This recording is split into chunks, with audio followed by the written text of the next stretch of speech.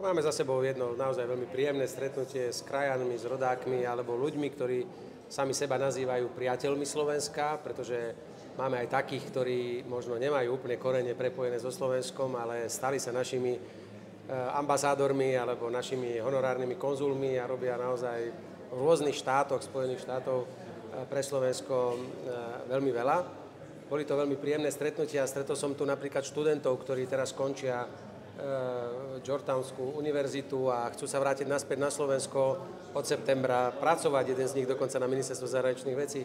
Stretol som tu ľudí, ktorí vedú Československé múzeum v Ajove, do ktorého sa dokonca chystáme v septembri, možno aj spoločne s prezidentom Pavlom, aby sme ich po samite OSN navštívili a nejakým spôsobom im vyjadrili vďaku za to, čo robia. Takže naozaj tu bola zmes ľudí, vedeckí pracovníci, primár na infektológii tu vo Washingtone. Je to pre mňa vždy veľkým potešením, že keď vidím, koľko tých Slovákov, mnohí už, ktorí sem prišli pred 30, 25 rokmi, tu majú dobrú kariéru a patria naozaj k špičkovým odborníkom a sú tu vysoko cenení. A teším sa aj z toho, že som tu dnes naozaj videl mladých ľudí, ktorí po skončení univerzity naozaj veľmi kvalitnej, chcú sa vrátiť naspäť na Slovensko. Bodaj by takýchto bolo čo najviac. Zadefinujeme teda, že s akými základnými prioritami ide Slovenská republika postojmi na summit NATO. S pánom Lanarom sme sa rozprávali okrem iného aj o rotačnom systéme a protivzdušnej obrane Slovenska. Tak aké sú tie základné priority? Tak, základná priorita samozrejme pri schvaľovaní dokumentu je slovenský postoj, že Slovensko sa zúčastní vytvorenia nového finančného balíka pod koordináciou Severoatlantickej aliancie v objeme 40 miliárd. Slovenská republika bude do neho prispievať svojou čiastkou, s tým ale, že do tejto čiastky sa môžu započítať rôzne aktivity, ktoré Slovensko alebo naše ministerstvo obrany vo vzťahu k Ukrajine už vykonalo alebo vykonáva. Takže pre Slovensko to nemusí znamenať automatický záväzok niekde viac ako 100 miliónov eur v hotovosti, ale môže to byť uhradené alebo z časti započítané s nejakými aktivitami plnenia nejakých iných služieb alebo prostriedkov, ktoré sme Ukrajine poskytli alebo plánujeme poskytnúť. Samozrejme, najdôležitejšou otázkou, a to nie je len pre Slovensko, môžem vás uistiť, že aj iní predstavitelia krajín signalizujú, že najväčšia diskusia ešte zajtra ráno bude prebiehať o článku, ktorý pojednáva o budúcom členstve Ukrajiny v NATO. Tam sa veľmi precízne hľadá ten wording, alebo tie slová, tak, aby od Vilniuského samitu došlo k nejakému posunu. S tým ale, a to súhlasím aj s pozíciou Slovenskej republiky, aby tam vždy bolo doplnené, že akákoľvek krajina, ktorá má právo rozhodovať sa o svojej budúcnosti a požiadať o členstvo v hociakej organizácii, vždy to rozhodnutie je závislé od rozhodnutia členských krajín danej organizácie. To znamená, aj tu budeme trvať na tom, aby, nech už by ten odsek znel akokoľvek, musí tam byť zmienka, ak budú splnené podmienky a rozhodnú o tom členské štáty aliancie. Ten dokument dnes nemôže pôsobiť ako voľná vstupenka alebo deklarácia o rozhodnutí o prijatí. Tam ešte tak ďaleko nie sme, ani bezpečnostná situácia toto neumožňuje, preto myslím, že zatiaľ posledný návrh, ktorý prišiel a vzýšiel z nejakých konzultácií medzi Spojenými štátmi a ostatnými členskými krajinami, sa zatiaľ takýto text javí, že by to mohlo spĺňať potom aj parametre a požiadavky Slovenskej republiky. Pevne verím, že sa to aj našej diplomácii počas toho vyjednávania finálneho textu podarí takto udržať, čím vlastne je v texte garantované, jasne povedané, že Ukrajina v prípade budúceho rozhodnutia môže požiadať o členstvo v NATO, ale bude to vždy záležať od rozhodnutia všetkých členských krajín, to znamená celej 32. Keď hovoríte o tej diplomácii, aký teda diplomatický jazyk by sme mali mať voči Rusku? Voči Rusku, no tak ten jazyk je momentálne obmedzený.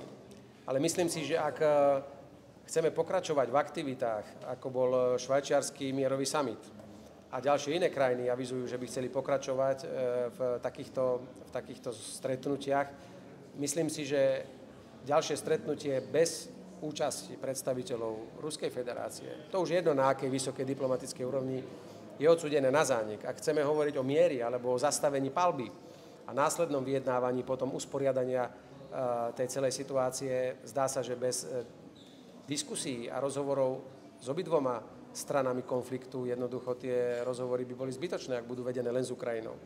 Ak ten jednoducho mier sa musí vyjednať, lebo sa zdá, že sa nedosiahne vojenskými operáciami ani na jednej, ani druhej strane. Zdá sa, že ani jedna, ani druhá krajina dnes nie je v stave okamžite vyhrať a nejakým spôsobom donútiť druhú stranu ku kapitulácii, tak musíme o miery začať vyjednávať. A na to potrebujete diskutovať aj s predstaviteľmi Ruskej federácie. Žiaľ, to si treba priznať a ja vám poviem veľmi na rovinu, že medzi štyrmi očami to hovoria mnohí lídri, ale zároveň dodajú, že verejne o tom hovoriť nechcú. Pán prezident, by ste podporili to, čo hovoril pán premiér Fico, že by on napríklad šiel na cestu s pánom premiérom Orbánom, napriek tomu, že pán Orbán na to nemal žiaden mandát, od nikoho bol od viacerých spojencov jednoznačne kritizovaný. A Rusko dneska na Ukrajine zabilo viac ako 40 ľudí a zbombardovalo vlastne aj detskú nemocnicu. Takže dá sa rozprávať takýmto spôsobom s Ruskom, s takýmto Ruskom? No, je samozrejme veľmi nešťastné a je to veľká tragédia, toľko obetí dnešného útoku priamo na Kyjev a ďalšie mestá raketami ruskej armády. A takisto to určite nie je úplne šťastné, keď takýto útok je v čase, kedy napríklad maďarský premiér navštívi Ukrajinu, navštívi Moskvu, navštívi Čínu a podľa mňa ešte plánuje navštíviť aj pána prezidenta Trumpa predtým, ako príde sem na summit. No, samozrejme, že takéto ataky nenaznačujú ochotu sadnúť si za rokovací stôl. Ale ak sa o to nepokúsime, mám obavy, že takýchto raketových útokov potom budeme vidieť každý deň. Tých obetí bude narastať nielen na fronte, ale aj v civilnej časti obyvateľstva a to nešťastie bude narastať a tá Ukrajina bude mesiac čo mesiac ešte viac zdecimovanou krajinou. Veď si uvedomte, koľko ľudí z Ukrajiny odišlo, ako je tam rozbitá infraštruktúra, ako sa tam totálne znížila kvalita života vo väčšine územia. To sú devastačné naozaj veci, ktoré sa dejú na Ukrajine a našou povinnosťou by malo byť mať snahu začať rokovanie o miery. A mne je divné, že ak niekto o miery hovorí, tak je hneď atakovaný. Ja som povedal aj vo svojom inauguračnom prejave. Keď túžite po miery, to neznamená, že podporujete agresora. Ide vám o to, aby sme zabránili úmrtiam vojakov na fronte, civilistov a preto si myslím, že prichádza čas, kedy sa bude musieť s Ruskou federáciou rozprávať na úrovni. Samozrejme, to prináleží osobám, ktoré budú schopné dojednať takýto mier alebo posadiť ľudí za jeden rokovací stôl.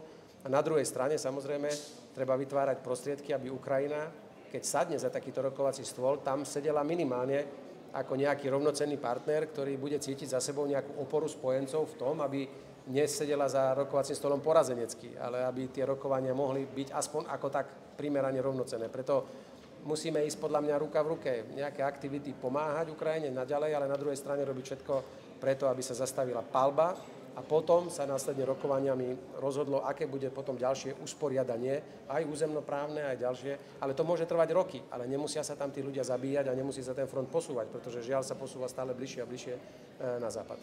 Ešte, ak môžem ešte jednu krátku otázku k tej Číne, v oficiálnom dokumente, ktorý bol schválený na vláde a v postojoch Slovenskej republiky k samitu NATO, sa spomína Čína ako hybridná hrozba a že sa o nej bude debatovať.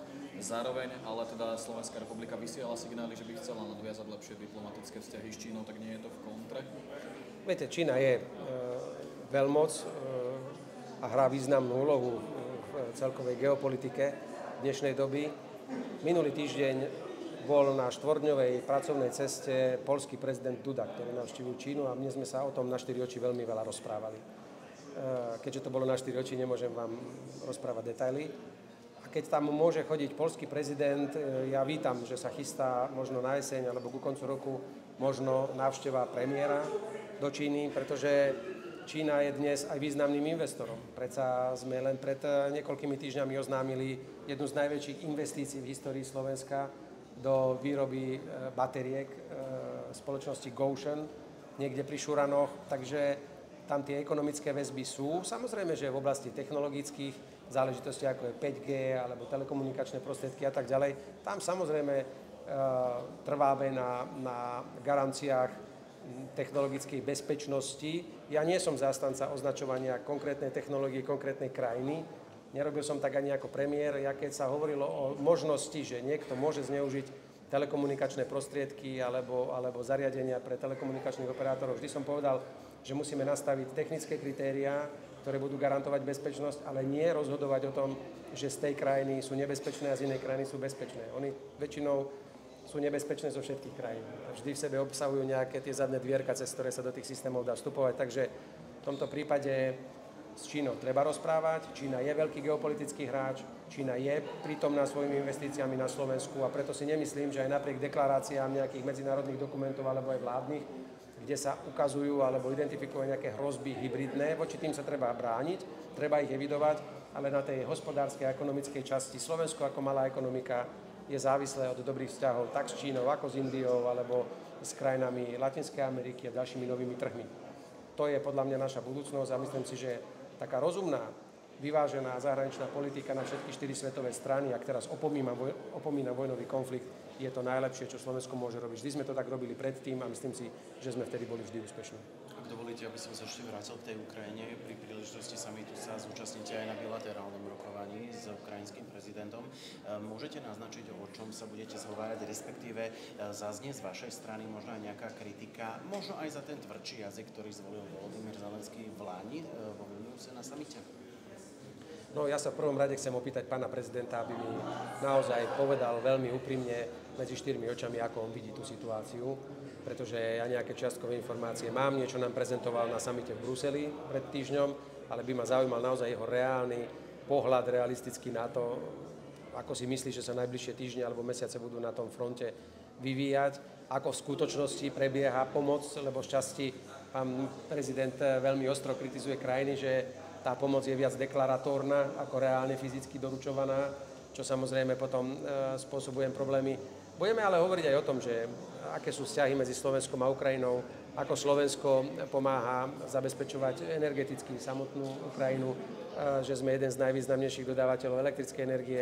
Budeme hovoriť o všetkých tých projektoch, ktoré sa dokonca realizujú na Slovensku. Možno pán prezident o tom ani netuší, že mnohé veci, ktoré na Ukrajinu smerujú, nakoniec prejdú aj slovenskými rukami, takže myslím si, že si máme o čom hovoriť a myslím si, že budem na tom rokovaní sedieť veľmi sebavedomo a zniesť nejak ako prikrčeným krkom alebo chrbtom, pretože si myslím, že Slovensko na veľkosť svojej krajiny urobilo doteraz pre Ukrajinu niekedy viacej ako mnoho početnejšie a väčšie ekonomiky na svete.